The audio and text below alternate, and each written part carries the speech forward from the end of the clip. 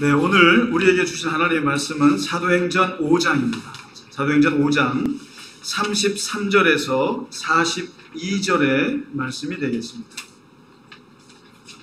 사도행전 5장 33절로 42절까지 다 같이 한 목소리로 같이 읽겠습니다. 그들이 듣고 크게 노하여 사도들을 없애하고자 할세 바리새인 가말리엘은 율법 교사로 모든 백성에게 존경을 받는 자라. 공회 중에 일어나 명하여 사도들을 잠깐 밖에 나가게 하고 말하되 이스라엘 사람들아 너희가 이 사람들에게 대하여 어떻게 하려는지 조심하라. 이전에 드다가 일어나 스스로 선전하며 사람이 약 400명이나 따르더니 그가 죽임을 당함에 따르던 모든 사람들이 흩어져 없어졌고 그 후 호적할 때에 갈릴리의 유다가 일어나 백성을 꿰어 따르게 하다가 그도 망한즉 따르던 모든 사람들이 흩어졌느니라. 이제 내가 너희에게 말하노니 이 사람들을 상관하지 말고 버려두라. 이 사상과 이 수행이 사람으로 났으면 무너질 것이요 만일 하나님께로부터 났으면 너희가 그들을 무너뜨릴 수 없겠고 도리어 하나님을 대적하는 자가 될까 하노라 하니 그들이 옳게 여겨 사도들을 불러들여 채찍질하며 예수의 이름으로 말하는 것을 금하고 놓으니 사도들은 그 이름을 위하여 능력받는 일에 합당한 자로 여기심을 기뻐하면서 공회 앞을 떠나니라. 그들이 날마다 성전에 있든지 집에 있든지 예수는 그리스도라고 가르치기와 전도하기를 그치지 아니하니라. 아멘. 우리가 지난주에 사도행전 5장 초입부에 아나니아와 삽비라의 사건을 우리가 같이 묵상을 했습니다. 초대교회가 당한 최초의 이제 돈 문제에 걸린 거였는데요. 그 초대교회가 돈에 대해서 교회가 어떤 생각을 가질 것이냐를 얘기해 준 건데, 지난주에 그렇게 이제 제가 같이 말씀을 나누고 나서 사실 제가 어제 돈 문제에 걸렸어요. 그러니까 그 돈 시험에 걸린 거죠. 이게 뭐였냐면은 참 아주 작은 일인데 어제 여기서 이게 좀 주일 준비도 좀 하고 이제 어제 여기 결혼식이 있었습니다. 결혼식이 있었는데 제가 끝나고 이제 지하 주차장에 차를 가지러 이제 가는데 이 땅에 말이죠 봉투가 하나가 있어요. 딱 보니까 돈 봉투예요. 돈 봉투인데 뭔가 했더니 이게 우리가 뭐뭐 교회라고 써 있어요. 그러니까 교회 봉투인 거죠. 교회 봉투에다가 돈을 10만 원을 넣었는데 제가 또 받지 않겠어요 그 안에? 얼마 있는지 봐야 될 거 아니에요? 10만 원이 들어 있었는데 뒤에 이름이 써 있어요. 그러니까 이게 축의금이구나. 축의금이구나. 결혼식은 끝났는데 지금 끝나고 있는데 그래서 제가 이 돈을 어떻게 했을까요? 어떻게 했을 것 같으세요? 네? 단호하게 여기다가 갖다 줄 것 같잖아요. 제가 갈등을 했을까요? 안 했을까요? 갈등 안 했을까요? 엄청 갈등했어요. 이거 뭐 가져가도 누가? 근데 제 그때 떠오르는 게 뭐냐면 그 10계명에 있는 도둑질하지 말라 이게 아니라 저는 사실은 이게 있었어요. 남의 물건은 건들지 않는다. 그러니까 그 계명을 저는 그렇게 생각해요. 남의 물건은 아예 건들지 않는 거를 철칙으로 삼고 살자 이렇게 하는데 이게 남의 물건이잖아요. 이거를 어디다 갖다 주지? 근데 보니까 마침 그 축의금 걷는 데 있어요. 그래서 보니까 그 뭐뭐 교회에서 오신 분이 있어요. 그러니까 있대요. 다들 그 교회 분들이래요. 그래서 이거 잃어버리신 것 같다고 주고 왔는데 역시 사람은 돈 앞에서 내가 순간적으로 거기에 대해서 갈등을 했다라는 게 역시 내가 사람이구나. 약하구나. 물질의 사람이 쉽게 흔들리는구나. 그러니까 아예 그런 시험이 없는 것이 좋은 것인데 그런 것이 왔을 때 누가 이길 수 있을까 이런 생각을 어제 좀 해봤어요. 잠시라도 내가 그것을 흔들렸다고 하는 게 참 씁쓸하기도 하고 그렇기도 했습니다. 그러나 결국 이제 갖다 줬는데, 만일 제가 안 갖다 줬으면은 이 얘기를 할까요, 안 할까요? 안 하죠. 조용히 썼죠. 조용히 쓰고 오늘 뭐 간식을 보태거나 뭘 또 뻔뻔스럽게 이건 교회를 위해서 썼다고 하겠죠, 제가. 근데 그럴 수는 없었고, 그리고 나서 이제 이 첫 번째 시험을 교회가 이제 겪었단 말이죠, 돈 문제. 그리고 이제 두 번째 시험은 이제 다음 주에 나와요. 오늘 나올 줄 알았는데 다음 주에 이제 나오는데, 그건 더 큰 문제가 있어요, 하나. 그건 다음 주에 다루도록 하고, 오늘은 그 사이에 아나니아와 삽비라의 죽음을 통해서 초대교회가 더 세졌어요. 뭐냐면 이거는 사람들이 아나니아와 삽비라의 죽음도 거기에 대한 공포를 가졌지만, 동시에 베드로가 그것을 보았다라는 것, 사도들이 그런 것을 꿰뚫어 보았다라는 것이 얼마나 영적으로 충만했는가에 대한 반증이기도 했으니까 사람들이 더욱더, 그리고 사도들에게 더욱더 의지하게 되고 사도들의 역사가 더 큰 거예요. 그래서 그 다음 보시면 사도들에게 두 가지 큰 역사들이 나타나는데, 하나가 그 민간의 표적과 기사가 가는 곳마다 나타나는데 예수님 저리 가라였던 거예요. 이 표현을 보시면은 예수님 때도 이러진 않았어요. 사람들이 침대와 요에다가 사람을 누워갖고 베드로가 지나갈 때 그 앞에다가 놓더라는 거예요. 혹시라도 베드로의 그림자에라도 덮일까 싶어서.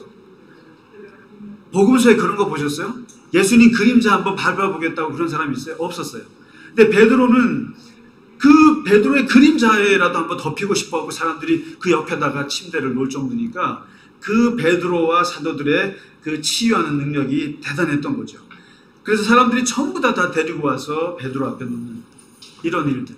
그리고 또 한 가지는 강력한 설교가 계속 진행되는 거예요. 대제사장과 사두개인들이 옥에 가두고 그리고 계속 괴롭혀도 끊임없이 설교를 하는데, 제발 좀 그런 얘기 좀 하지 말라고 그렇게 압박을 해도 뭐라고 말하냐면은 사람의 말을 들을 거냐 하나님의 말을 들을 거냐, 베드로가 그런 말을 합니다. 이게 옛날의 베드로가 아니에요. 그리고 말을 얼마나 잘하는지, 그 베드로의 입에서 나오는 설교가 사람들의 그냥 뭐 감동을 주는 거죠. 힘을 주니까 사람들이 그래요. 저 못 배운 사람이, 저 갈릴리 어부 출신 저 못 배운 사람이 무슨 학문이 들어가지고 저렇게. 학문이 들었죠. 예수대학 3년 나왔으니까. 예수대학 3년 공부하고 엄청나게 변했으니까. 그러니까 놀란 거예요. 그만큼 사도들의 메시지가 강력했고 가는 곳마다. 근데 그럴 수밖에 없었던 게 뭐라고 하냐면, 우리는 배워서가 아니다, 머리가 좋아서가 아니라 듣고 본 걸 어떻게 하느냐. 내가 이 일의 증인인데, 예수께서 십자가에 죽으셨고 그거 받고, 예수님이 부활하시고 받고, 그분이 말씀하시고 받는데 내가 어떻게 이걸 감출 수 있느냐. 이게 터진 거죠. 이러니까 이게 점점점 기독교가 점점점 확산되어 나가고 점점점 커지니까 이게 이제 나라의 큰 문제가 됐습니다. 여러분, 모든 종교는 커지면 어디서 주목하냐면은 나라에서 주목을 합니다. 이 공권력이 주목을 합니다. 여러분, 중국의 파룬궁이라고 들어보셨을 거예요. 파룬궁이 그 나라의 1%가 우리나라 전체 뭐 이런 거예요. 그 파룬 점점 커지니까 어떻게 합니까? 항상 나라에서 주목하고 탄압을 하거든요. 근데 이 나사렛 예수 운동이라는 게 기적이 일어나죠. 메시지가 강력하죠. 그리고 예수가 주라고, 큐리오스라고 강조하면서 로마 황제를 위협하죠. 이러니까 유대교에서 이제부터 위협을 느낀 거예요. 야, 이거 우리 정통 유대교가 얘네 나사렛파한테 무너질 수 있겠다. 그래서 이제부터 어떻게 하냐면은 최고 회의를 열어요. 그 최고 종교회의가 산헤드린 공회예요. 70명의 원로들로, 70명의 가장 센 사람들로 모아진 이 사람, 여기서 결정하면 그대로 진행돼야 되는 거예요. 그러니까 이 베드로의 또 이 초대교회가 산헤드린 공회의 안건이 된 거예요. 그래서 일단은 어떻게 하냐면은 체포부터 하고 갔어요. 체포부터 해서 이제 대제사장, 사두개인들, 그리고 율법학자들, 이런 사람들이 베드로나 이런 사람들을, 사도들을 체포해서 산헤드린에 딱 놓고 이제 직결 처분을 하기 위해서 이제 하는 찰나입니다. 오늘 제목이 뭡니까? 사도들을 없이 하고자 할세. 이 새롭게 떠오르는 기독교의 새싹을 잘라내고자 할세. 이제 그거죠. 요 나사렛파 얘네들을 이제 아주 없애버려야겠구나 하고 이제 공권력을 투입을 해서 산헤드린에서 이제 최고 결정을 하기 직전이었어요. 직전에 어떤 일이 벌어지냐면 여기에 혜성과 같이 멋있는 사람이 나타납니다. 그게 누구냐면 가말리엘이라는 사람. 이제 오늘 우리가 보실 사람이 가말리엘의 말이에요. 가말리엘의 이 주장이에요. 이 가말리엘이 누구냐면은 이분은 당대 최고의 율법 교사예요. 그리고 유대교의 역사에서 랍비라는 것 자체가 굉장히 명예로운 이름인데 랍비 중에 랍비를 랍반이라고 해요. 랍반. 햇반이 아니고 랍반이에요. 랍반. 왜냐하면 존경하는 우리의 선생님이라는 뜻이에요. 이 랍반이라는 호칭을 듣기 위해서는 엄청난 존경을 받아야 되는데 역사적으로 7명이 있어요. 7명. 유대교에서. 7명 중에 한 명이 가말리엘이에요. 랍반이라는 호칭을 들은 사람. 그 다음에 두 번째 아주 존경스러운 호칭이 하자켄이라는 거예요. 하자켄. 원로라는 거예요. 원로. 원로라는 이름은 진짜 명예로운 이름이에요. 장로님 명예로우신 이름입니다. 원로. 이 이름을 듣게 된 사람이 가말리엘이에요. 그리고 이 사람은 어떤 걸 들었냐면 율법의 영광이라는 소리를 들었어요. 근데 이분이 그럴 것이 할아버지가 누구냐면은 힐렐이라는 분이에요. 유대교의 바리새파 전통에서 두 거목이 있어요. 한 사람이 힐렐이고 한 사람이 샴마이예요. 이 두 파가 있는데 힐렐파는요 개혁파예요. 그래서 율법의 정신이 중요하다. 너무 세세토록 뭐 이거 안식일날 몇 시부터 몇 시까지 이런 거 안 지켜요. 정신을 따르는 게 힐렐파예요. 근데 샴마이는요 11조 얼마까지 그리고 얼마 딱딱 그 형식을 따르는 게 샴마이파인데 이 두 양대 산맥이 있는데 바로 이 힐렐파. 예수님은 아마 이 힐렐파 쪽에 가까운 분이신데 어떻게 보면 근데 이 힐렐이라고 하는 큰 거목의 손자예요. 가말리엘이. 그러니까 뭐 그 집안이 대단했죠. 근데 이분이 산헤드린 공회원이거든요. 그리고 이제 사도행전에 보시면은 사도 바울이 내가 이분한테 배웠다고 얘기합니다. 가말리엘 밑에서 아주 어렸을 때 빡세게 공부했다. 그러니까 사도 바울도 얼마나 바리새파에서 교육을 잘 받았는지를 보여주는 거죠. 근데 이 가말리엘이라는 분이 사도행전에 2번 등장하는데 오늘 등장하는 거예요. 등장하는데 이제 이 사도들을 없이 하고자 이제 직결 처분하고자 하는데 그때 가말리엘이 뭐라고 말하냐면 오늘 한번 보실까요? 이게 본문에 보시면은 35절에 이 말이 가말리엘의 말이지만 누가 이 사도행전 초대교회 교인들이 아니면 나아가서 우리들이 교회를 생각하는 기본적인 마음이어야 되는 겁니다. 이게. 교회가 교회를 어떻게 생각하느냐를 보여주는 아주 중요한 대목인데 이스라엘 사람들아 너희가 이 사람들에게 대하여 어떻게 하려는지 조심하라. 조심하라. 일단 조심하라. 이 사람들을 죽이고 살리고는 산헤드린의 그 힘에 있긴 하지만 그 힘을 조심하라. 왜 조심하냐면 이전에 2가지 예를 들어요. 드다가 일어나 스스로 선전하며 사람이 약 400명이나 따르더니 그가 죽임을 당하며 따르던 모든 사람이 흩어져 없어졌느니라. 드다가 누구냐? 이게 실제로 그 당시에 있었던 최근의 일이에요. 이게 뭐냐면은 유대 반란군의 두목이에요, 이 사람이. 한 44년에서 46년, 3년 동안 반란이 있었는데 이때 이 사람이 자기를 메시아라고 주장했어요. 메시아로 주장했고 이 사람이 주장했던 가장 재밌는 게 뭐냐면 내가 여호수아 같은 사람이다. 여호수아.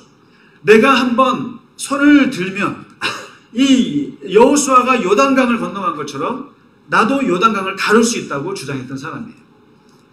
그래서 이 사람의 말이 얼마나 대단했는지 400명의 사람들이 추종자들이 따랐어요.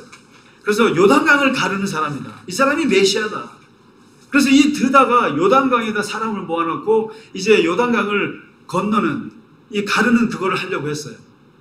그런데 이럴 때 여러분 국가가 가만히 있을까요? 이때 총독에 파두스 총독이 있었는데 이 사람이 이 미친놈이라고 해서 다 잡아 체포합니다. 체포하고 사람들 도륙하고 죽이고 이 드다는 생포해갖고 참수형을 해버렸어요. 자, 그러면 이 드다를 따르는 집단은 어떻게 됐을까요? 어떻게 됐을까요? 비참하게 우리 지도자가 죽었잖아요. 누구랑 같아요? 누구랑 비슷해요? 예수님과 비슷하죠. 근데 이 드다 추종자들은 어떻게 됐을까요? 다 흩어졌다는 거예요. 다 흩어졌다. 그 다음에 두 번째 예를 들었어요. 두 번째 예를 들었는데 갈릴리 유다를 한번 예를 들어볼까 그래요. 갈릴리 유다는 누구냐면 실제로 있었던 일이에요. 로마 황제 시저가 세금을 더 걷기 위해서 명령을 했어요. 근데 여기에 이제 유대인들이 이제 반대한 거예요. 근데 이 반대의 저항의 중심이 갈릴리였어요. 갈릴리에서 유다라는 사람이 일어나서 저항 운동을 진행을 했어요. 그래서 세금 안 내겠다 이거죠. 그렇게 했는데 여기에 또 총독 바루스라고 있었는데 이 사람이 이거 가만두면 되겠어요? 시저한테 혼날 거 아닙니까? 그래서 유다를 처벌합니다. 완전히 죽여버려요. 자, 그러면 어떻게 될까요? 유다를 따르던 사람들은 어떻게 되겠습니까? 흩어졌다라는 거예요. 그래서 소리 소문 없이 없어졌다라는 거예요. 이게 누구 같아요? 예수님과 같다. 그러니까 이 지금 가말리엘이 말하는 게 예수파나 드다파나 유다파나 똑같을 수도 있다. 그런데 내가 볼 때 이게 하나님께로 난 운동이냐 사람이 만든 운동이냐 이게 중요하다. 판단 기준이. 만일에 사람이 만든 운동이면 그것은 무너진다. 뭐처럼? 드다처럼 또는 유다처럼 없어질 것이다. 그런데 이 나사렛 예수파가 만일에 사람으로부터 난 거라면 드다나 유다처럼 없어질 거야. 그러니까 굳이 가서 죽이려고 하지 말고 가만 놔두라는 거예요. 그러나 만일 이 나사렛 예수파의 운동이 이 베드로나 이런 사도들의 운동이 하늘로부터 온 거면 그거는 없어지지도 않을 뿐만 아니라 그걸 잘못 건들다가는 네가 하나님의 대적자가 돼. 여기 좀 말하잖아요. 하나님의 대적자라는 말이 나와요. 유명한 말이에요 이게. 다시 말해서 네가 괜히 나사렛 예수파를 건들다가 이게 하나님께로부터 난 역사라고 그러면은 너네가 하나님과 싸우는 꼴이 돼. 그러니까 가장 좋은 것은 건들지 마. 가만 놔둬. 상관하지 마. 이거 얘기하는 거예요. 마치 여러분 이런 거예요. 우리가 최근에 경험했던 극단적인 이단들을 잘 보세요. 극단적인 이단들을 볼 때는 옛날에 중세 때는 마녀 사냥을 해서 다 없애버렸어요. 이렇게 일부러 다 처단해버렸다고요. 근데 오늘날에는 종교 자유가 있는 시대예요. 이단들을 국가가 뭐라고 못해요. 그러면 막 우리는 속으로 부글부글 끓어요. 신천지 저거 좀 없애야 되는데, 나라가 좀 쳐야 되는데, 또 뭐 쳐야 되는데, 그런데 잘 보세요. 극단적인 이단들은 결국은 이게 하나님께로부터 오지 않은 종교들은 없어져요. 예를 들면 90년도에 다미 선교회를 보면 저는 거기에 저희 고등학교 여자친구가 거기에 빠졌기 때문에 제가 아주 가슴 아프게 생각하는 건데, 그래서 제가 대학원 때 한번 그 다미 선교회의 종말론에 대해서 한번 그 대학원 신문에 글을 쓴 적이 있어요. 근데 그때 다들 걱정했단 말이죠. 10월 28일인가요? 그날 온다고 막. 근데 우리가 볼 때는 안 오거든요. 안 오는데 거기 있는 사람은 온다고 그랬어요. 그리고 그 이장님 목사는 감옥에 가 있었어요. 그런데 나중에 한 일이지만 나중에 TV에서 나오더라고요. 그 10월 28일인가 그날 오는 날 12시에 오는 날 이장님 목사는 무엇을 했는가? 뭐 했는지 아세요? 감옥에서 10시에 잤어요.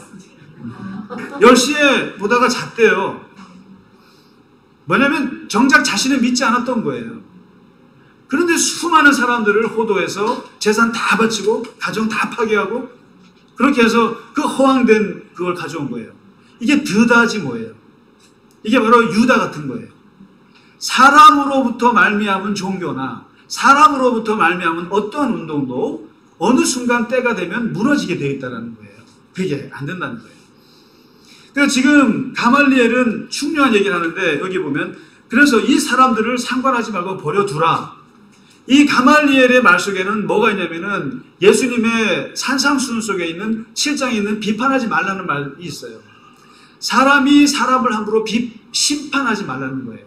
산헤드린 아무리 유대교에서 너희들에게 권력을 주고 종교적인 권력을 줬다 할지라도 그 권력을 함부로 어떤 집단이나 어떤 사람의 인생들에 대해서 판단하고 심판하려 하지 말라는 가말리엘 율법사의 유명한 말인 거예요.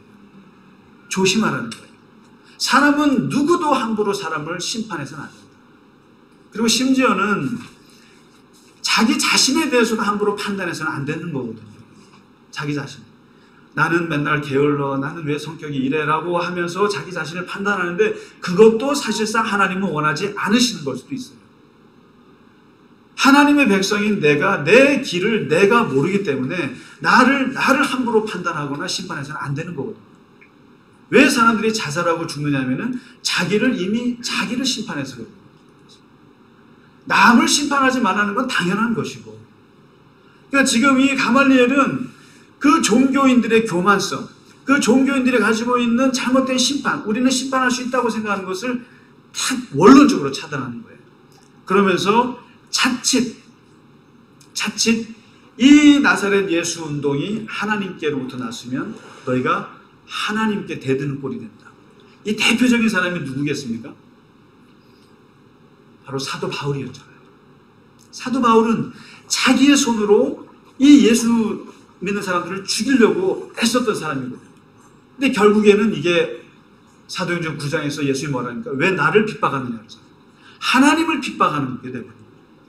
그래서 우리가 누군가를 판단하고 누군가를 인위적으로 뭔가 고치려고 하는 것이 얼마나 위험한 행동이라는 걸 가말리엘이 보여주는 거예요.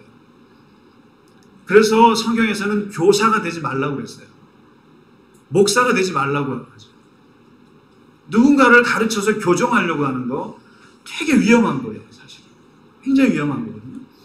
그러니까 지금 가말리엘이 산헤드린이 지금 어떻게 보면 미쳐 돌아가고 있다는 걸 본 거예요.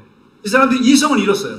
막 지금 초대교회가 막 불같이 일어나니까 우리 유대교가 위협을 당한다는 생각에 빨리 죽이면 되겠다라고 생각한 거예요. 근데 가말리엘이 아니다. 얘네들이 진짜 사람으로 일한 거면은 알아서 때가 되면 망할 것이다. 기다려보라는 거죠. 가만히 지켜봐라. 그래서 여기에서 뭐가 나왔냐면은 불멸의 조직이라는 게 나와요. 불멸의 조직. 세상에 불멸의 조직이 있을까? 있을까요? 없을까요? 여러분 기업은 몇 년 갑니까? 100년 갑니다. 길어야 100년 가요. 모르겠어요. 삼성이 몇 년 갈지. 그래서 어떤 이제 그 사회학자가 망한 우리나라 기업들을 리스트를 쭉 뽑아줬어요. 거기 보니까 진짜 대단한 기업들 많더만요. 근데 한때 나라를 좌지우지했던 그러한 그 기업들인데 지금은 다 없어졌어요. 100년을 넘기가 어려워요. 그리고 한 나라는 500년을 넘기가 어렵습니다. 특히 이제 한 왕조가 500년을 가긴 진짜 어려워요. 그러면서 우리나라 이씨 조선 왕조 500년은 대단한 거예요. 대단히 오래 간 거예요. 저는 조선 시대를 좀 굉장하다고 봐요.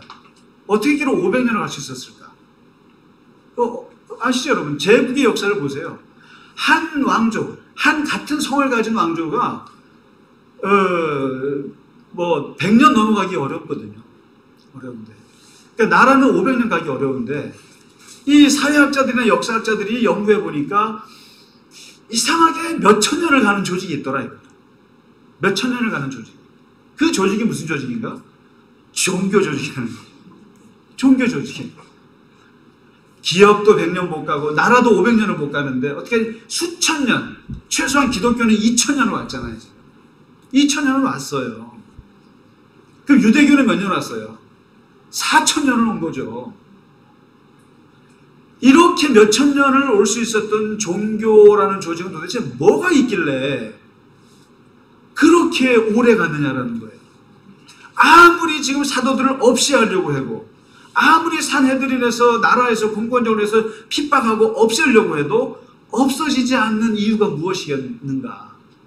오늘 가말리엘이 하는 말은 하나님께로부터 왔기 때문에 그래요. 그렇죠. 신의 뜻이 있었기 때문에 가는 거예요. 오래 하는데 그거는 우리의 고백이고요. 사회학자들이 연구해 봤어요. 도대체 기업도 100년 못 가고 나라도 500년 가기가 어려운데 몇천 년을 가는 이 종교 조직은 뭐가 있길래 도대체 이렇게 오래 가냐, 망하지 않아. 여러분 옛날에 한때 망하지 않는 거 3가지 얘기했잖아요. 이것만 세우면 망하지. 첫째가 뭐예요? 은행. 안 망한다 그랬어요. 은행. 그 다음에 학교. 안 망한다 그랬어요. 학교세요. 세 번째가 교회라 그랬어요. 그래서 한때 한참 교회가 잘 될 때 교회 목사님들이 부흥회 가면 이걸 썼어요. 은행, 교회, 학교는 안 망합니다. 맞아요? 틀려요? 은행 다 망했어요. 은행 지금 정신없어요. 지금 카카오뱅크 이렇게 해서 온라인으로 해도 다 돼요. 학교요? 지금 대학교 없앨 판이에요, 지금. 얼마나 없어져야 될지 몰라요. 교회요? 이거 지금 여러분 교회 경매 사이트에요. 수천 교회가 나와 있어요. 교회가. 여기서 말하는 것은 교회, 개별 교회가 망하고 이게 문제가 아니라 근본적으로 근본적으로 기독교로 가는 이 신앙의 종교가 망하지는 않는다는 거예요. 왜 안 망하느냐? 몇 가지 쭉 얘기를 했는데 사도행전을 근거로 말씀드리면 한 2-3가지가 있어요. 그 첫 번째가 진짜 기독교는 궁극적인 관심을 추구하는 사람들. 궁극적인 관심을 추구. 종교가, 기업은 궁극적인 관심이 없어요. 돈이 궁극적 관심이에요. 나라도 권력이지 궁극적인 관심이 아니에요. 근데 종교라고 하는 것은, 특히 이 신앙을 가진 기독교는 하나님이라고 하는 보이지 않는 영원하신 분에 대한 궁극적인 관심을 가지고 있어요. 저나 여러분은 누구나. 우리가 아무리 오늘 밥을 제대로 못 먹고 어떻게 그렇게 살아도 우리에게는 궁극적인 관심이 있어요. 그래서 기독교인들 중에는 모든 것을 다 내버려 두고 선교지로 떠나는 과감한 사람들이 있어요. 그리고 세상에 그렇게 물질이 많고 잘 살던 사람도 그것을 다 버리고 오지로 떠나는 사람들이 있어요. 그리고 가난한 자의 자리로 가는 사람이 있어요. 성 프란시스 같이. 그것은 누구나 종교를 가진 압도된 경험이 있어요. 압도된 영적인 체험을 가진 사람들은 궁극적인 하나님에 대한 그것이 있기 때문에 이 세상의 현실의 것들을 대해서 뛰어넘는 게 뭐가 있어요. 지금 오늘 초대교회가 비록 사람들에게 무시받고 그럴지 몰라도 이 사람들은 주는 그리스도라는 게 있어요. 황제가 아니라는 거예요. 예수가 우리의 주라고 하는 거예요. 궁극적인 관심을 얘기하고 있는 거죠. 초대교회가. 이거는 세상 그 누구도 못 따라옵니다. 그 누구도 못 따라옵니다. 세상의 삼성 아무리 좋은 기업의 가치도 궁극적인 가치를 내세우지 못해요. 종교만이 할 수 있는 거예요. 두 번째가 뭔지 아세요? 두 번째가 아주 강력한 소속감이에요. 교회가 가지고 있는 강력한 소속감이 있어요. 궁극적인 관심을 가지고 그걸 가지고 살아가는 사람들이지만 이 땅에서는 그 어떤 집단보다도 끈끈합니다. 엄청나게 끈끈해요. 그걸 뭐라고 그랬죠 제가? 코이노니아라고 그랬죠. 들어오긴 쉬워도 나갈 때는 손가락 잘라야 된다. 교회라는 데가 무서운 조직이에요. 이게 자꾸 겁을 줘야 돼요. 그러니까 이게 교회처럼요. 그래서 제가 그러잖아요. 아까도 우리가 오늘 단촐한 식사를 할지 몰라도 이렇게 같이 모여서 먹는 공동 식사라고 하는 거.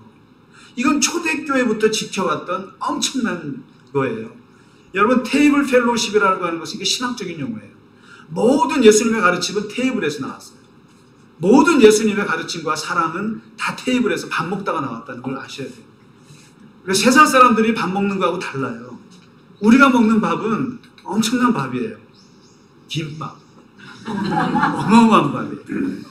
이게 무엇을 먹고자가 중요한 게 아니라 어떻게 먹고 어떤 마음으로 먹느냐. 이 안에서 하나님의 사랑이 가지. 이 끈끈한 소속감. 나는 기독교인이 되었다. 그래서 나는 물고기 익수수를 나는 그린다.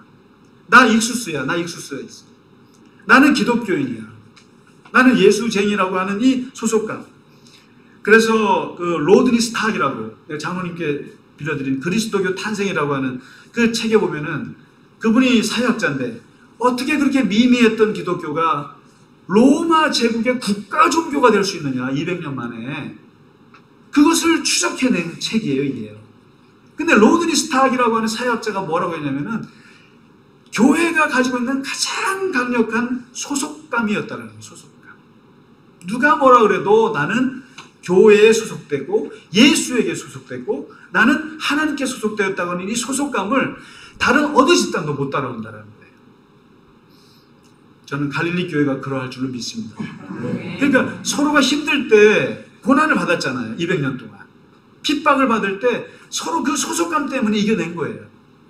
형제가 죽으면 같이 장례 치러주고 가난한 교인이 배고프면 같이 먹여주고 같이 장학금 만들어주고 같이 뭘 구제해주고 같이 해서 이 소속감 때문에 교회가 이것은 불멸의 조직이 됩니다. 어느 기업이 그렇습니까? 어느 사회 조직이 그러겠어요? 근데 이 교회 조직이라고 하는 게 그런 게 있더라고요. 소속감이 서로. 사랑. 그리고 마지막 세 번째 여러 가지 중에 제가 인상적으로 본 것이 세 번째인데 그게 뭐냐면은 이 교회는 늘 초심으로 돌아가려고 하는 본능이 있다는 거예요. 초심으로. 항상 교회는 타락의 위험을 갖고 있거든요. 항상 잘 되면 항상 교회는 느슨해지거든요. 느슨해지고 그냥 뭐 그렇게 처음에 막 열심히 사랑했던 거 없어지고 다 그냥 경직화되고 형식화되고 그다음에 돈으로 다 해결하려고 그러고 다 그냥 뭐 또 서열화시키고 또 차별이 일어나고 교회가 다 똑같거든요. 세상과. 그런데 놀라운 것은 교회는 그럴 때마다 하나님이 이상하게 역사하셔서 사람들을 세워서 꼭 개혁을 일으키세요. 개혁을. 꼭 돌이킨다 이거죠. 사도 바울 같은 사람 일으키죠. 수도원을 일으켜서 교회가 물질로부터 벗어나게 또 하시고 마틴 루터 같은 사람을 일으키셔가지고 교회가 형식화되고 돈으로 물질화되고 있는 것에 새로운 경종을 일으키고 성 프란시스 같은 사람을 일으켜서 교회가 다시 가난이라고 하는 것이 얼마나 중요하다는 걸 또 돌이키게 하죠. 계속 돌이키는 힘이 있죠. 교회가. 우리도 마찬가지죠. 끊임없이 교회가 초심으로 그래서 여러분이나 저나 계속 우리가 도전하는 것은 어떻게 하면 예수님처럼 해볼 수 있나 어떻게 하면 초대교회처럼 해보려고 하나 안 되지만 안 되는 거 뻔히 알아요. 그러나 해보려고 굉장히 애를 쓰죠. 그리고 조금만 벗어나면은 양심의 가책을 느끼는데 어느 기준에? 예수님의 기준에 초대교회의 기준에 한번 돌아가 볼 수 있을까? 그때처럼 해볼 수 있을까? 그러는 끊임없이 원래로 돌아가려고 한다는 거죠. 교회가. 그래서 오늘 이 가말리엘 이분이 했던 말은 결국 이 교회는 안 망한다는 거예요. 저거 잘 지켜봐라. 저 초대교회 베드로 한번 잘 지켜봐라. 망하나 안 망하나. 만일에 쟤들이 베드로가 조금이라도 사심이 있거나 순수하지 못하거나 그리고 뭔가 사람들 모아서 헌금이나 모아서 뭔가 자기 배를 분리한다면 드다나 유다처럼 그런 꼴이 날 것이다. 그러나 만일 베드로나 사도들이 궁극적인 관심을 가지고 그리고 그들이 정말 서로 사랑하는 소속감을 가지고 그리고 끊임없이 예수님께로 돌아가려고 하는 그런 모습으로 계속한다면 저 조직은 망할래야 망할 수가 없을 것이다. 그리고 그 나사렛 교회를 건드는 순간 너는 하나님의 섭리를 건들게 될 것이다. 그래서 이 오늘 가말리엘은 여러 가지 생각을 하게 해줍니다. 사실은. 함부로 다른 사람을 심판해서는 안 된다. 나 자신을 함부로 판단하지도 말 것입니다. 그리고 하나님이 역사하는 모임, 하나님께서 인정하는 사람은 여러분 건드시면 안 됩니다. 그래서 여러분 괜히 보기 싫다고 해서 괜히 사람 함부로 판단하고 그러지 마세요. 그 사람이 만약에 하나님의 사람이면 어떻게 하실래요? 하나님을 내가 대적하는 꼴이 돼요. 그래서 함부로 하지 말라는 거죠. 그냥 모든 사람이 하나님의 사람이거니라고 하는 것이 좋겠죠. 오늘 가말리엘이 주는 이 교훈은 초대교회 교인들이 갖고 있는 하나의 신앙 고백이기도 합니다. 저는 이 말씀을 들으면서 우리가 하나님으로부터 비롯된 교회라고 믿습니다. 그리고 하나님으로부터 시작된 교회라고 믿고 또 정말 하나님을 추구하고 우리가 부족하지만 또 많이 보완해 갈 게 많지만 그래도 그 속에서 하나님을 사랑하는 교회가 되고 하면 하나님께서 우리로 하여금 불멸의 공동체로 이어가실 줄 믿습니다. 우리 시간 같이 주기도문 찬송하심으로 예배를 마치겠습니다.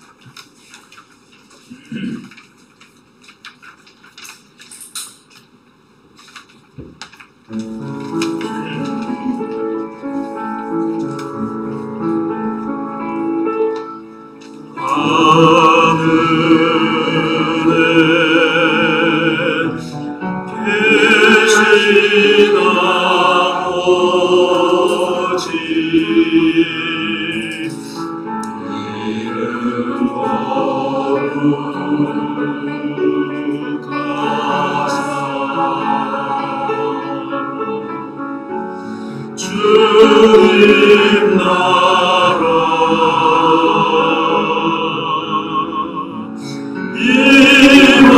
임하시고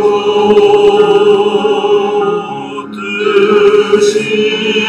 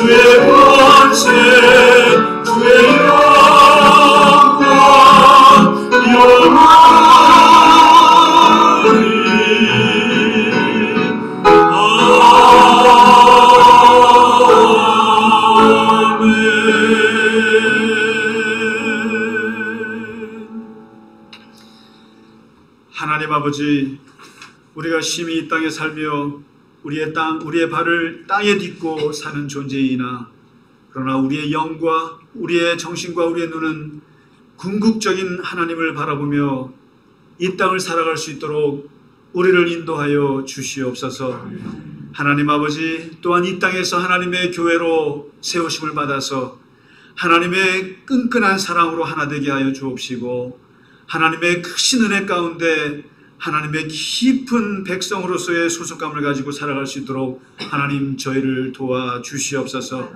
우리는 갈 바를 알지 못하는 부족한 존재입니다. 하나님, 우리는 한 치 앞도 모르는 참으로 부족하기 이를 데 없습니다. 하나님께서 우리를 인도하여 주시고 우리의 인생길을 인도하셔서 우리의 모든 발걸음이 하나님께로부터 비롯되게 하여 주옵시고 하나님으로 맑게 하여 주옵시고 하나님께서 뜻하시는 우리의 길들이 다 되도록 인도하여 주시옵소서. 사람으로 말미암지 않게 하시고 사람의 계획과 우리의 생각으로 말미암지 않게 하셔서 오직 하나님의 뜻이 하나님의 영광이 우리 가운데 나타날 수 있도록 하나님의 교회를 축복하시고 우리 각자의 인생을 주님 축복하여 주시옵소서. 이 시간 주 앞에 드린 예물 위에 하나님 함께하여 주옵시고 그 드린 손길을 주님께서 붙잡아 주시고 하는 모든 일에 하나님의 형통함과 하나님의 동행함이 따르게 하여 주시옵소서. 이제는 우리 주 예수 그리스도의 크신 은혜와 하나님 아버지의 지극하신 사랑하심과 성령의 감화와 감동 위로 교통하심이 오늘 주 앞에 예배드리며 또 세상 가운데서 승리하며 살기 원하는 모든 주님의 백성들 머리 위에 이제로부터 영원까지 함께 하시기를 간절히 축원하나이다. 아멘.